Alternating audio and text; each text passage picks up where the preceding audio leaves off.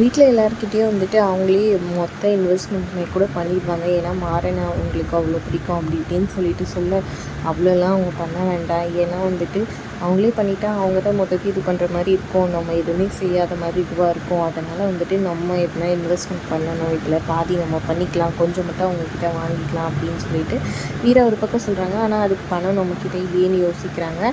அப்போ டக்குன்னு வந்துட்டு பிருந்தா ஒரு ஐடியா கொடுக்குறாங்க.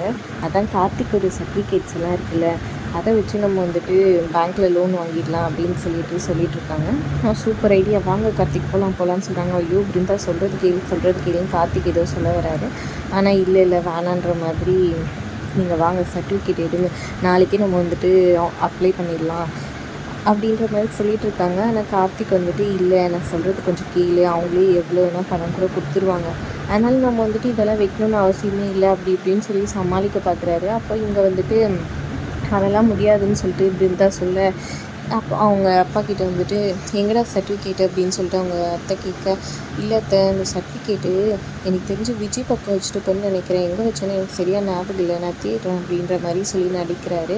கார்த்திக் ஏதோ பெருசாக பிளான் பண்ணுறாரு, இதை வச்சுன்னு மட்டும் தெரியுது. ஒரு வேளை மாறன் கல்யாணம் ஆகலைன்னு சொல்லி தான் அந்த பொண்ணு இன்வெஸ்ட்மெண்ட்காக கூட்டிகிட்டு வந்திருக்காருன்னு எனக்கு டவுட் வருது. அவர் நடந்துக்கிட்டெல்லாம் பார்த்தா பொறுத்திருந்து பார்க்கலாம்.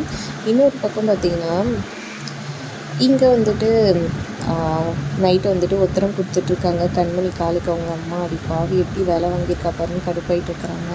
அப்போ கரெக்டாக வந்துட்டு யாரோ கதவு தட்டுற சத்தம் கேட்குது. யாருன்னு கண்மணி வந்து பார்க்குறாங்க. பார்த்தா ரவுடிங்லாம் இருக்கிறாங்க. பயந்து போயிடுறாங்க, ரொம்பவே தட்டிகிட்டு இருக்காங்க. உடனே மாறனுக்கு கால் பண்ணுறாங்க.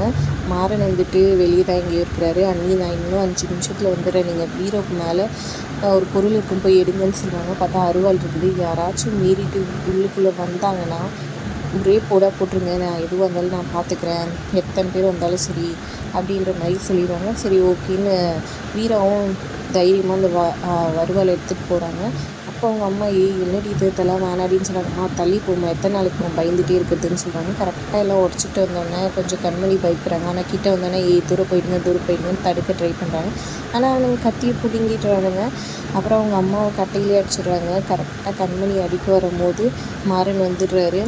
என்னை தாண்டி என் குடும்பத்து மேலே கை வச்சுடுவீங்களாடான்னு கோவப்பட்டு எல்லாரையும் செம்ம அடிக்கிறாரு. அடித்து முடிச்சதுக்கப்புறமா, நல்ல வேலை தம்பி நீங்கள் வரலன்னா என்ன இருக்குமோ தெரியலன்னு அவங்க அம்மா பயப்படுறாங்க.